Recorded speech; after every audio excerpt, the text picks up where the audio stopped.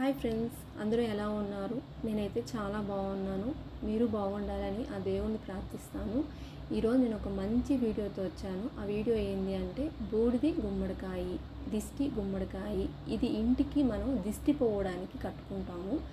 ఎందుకంటే ఈ రోజుల్లో నరదిష్టి, కన్ను దిష్టి, ఈ రోజుల్లో ఒకరు బాగుంటే చూడలేకపోతున్నారు. దానికోసం మనం బూడిద గుమ్మడికాయ ఖచ్చితంగా ఇంటికి కట్టుకోవాలి.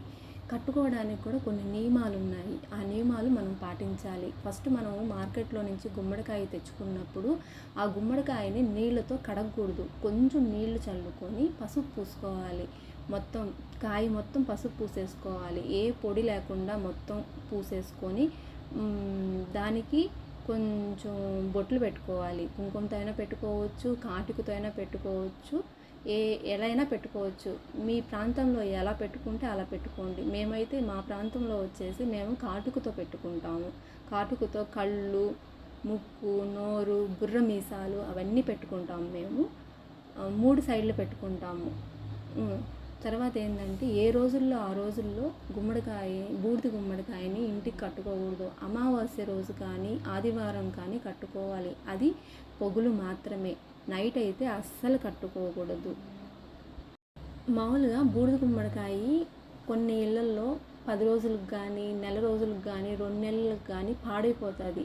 అలా గుమ్మడికాయ పాడైపోయింది అంటే ఆ ఇంటికి దిష్టి చాలా ఎక్కువ ఉంది అని, నరదిష్టి చాలా ఎక్కువ ఉంది అనేసి ఖచ్చితంగా ఆ కాయ తీసేసి మళ్ళీ వెంటనే ఇంకొక కాయ తెచ్చుకొని పసుపు, కుంకుమ, కాటుక అన్నీ పెట్టుకొని మళ్ళీ మనం కట్టుకోవాలి.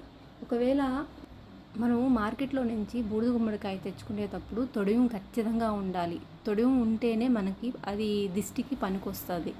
నరదిష్టి ఉంటే నాపరాయన పగిలిపోతుంది అంటారు కదా. అందుకని ప్రతి ఒక్కరూ ప్రతి ఇంటికి ఖచ్చితంగా దిష్టికి బూడిద గుమ్మడికాయ ఖచ్చితంగా కట్టుకోండి.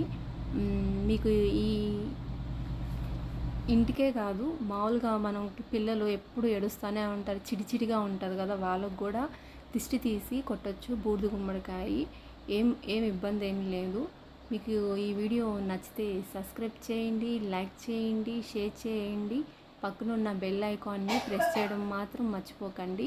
ఫస్ట్ టైం నా వీడియో చూస్తుంటే ఖచ్చితంగా సబ్స్క్రైబ్ చేసుకోండి ప్లీజ్.